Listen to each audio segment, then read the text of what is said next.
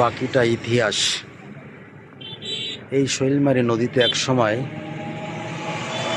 শান্তি জাল বেয়ে মানুষ ইলিশ মাছ ধরেছে, নৌকোবাজ হয়েছে। এখন আর কেউ শান্তি জালও পায় না, নৌকোবাজও হয় না। দেখা যাচ্ছে জেলেরা কিছু ছোট মাছ ধরার জন্য জাল ফেলে মাছ ধরার চেষ্টা করছে।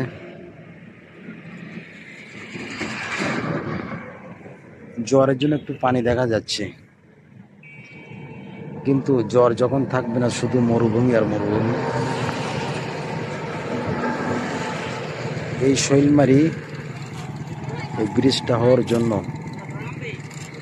মূলত এই নদীটা বুঝে গেছে। তো আমি কর্তৃপক্ষ দৃষ্টি আকর্ষণ করছি,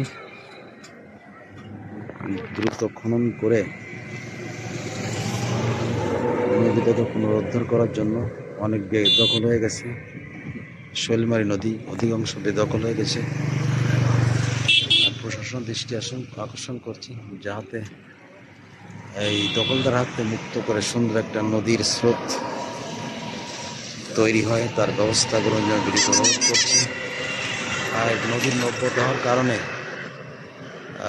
1 নম্বর জলম ইউনিয়ন এবং পটিয়াঘাটা 2 নম্বর জলম ইউনিয়নের এখন ওইভাবে আমদান ফলে না। কৃষকের ব্যাপক ক্ষতি, যেটা আসলে বলে বোঝানো যাবে না।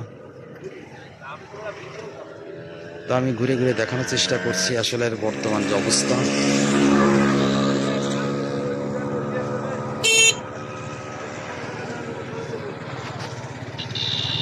ওই যে কাজীবাজার নদী আর এই শৈলমারী ব্রিজ।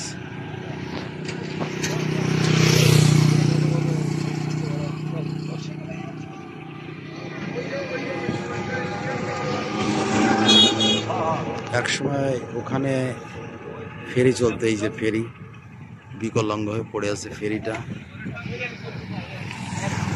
পড়ে আছে।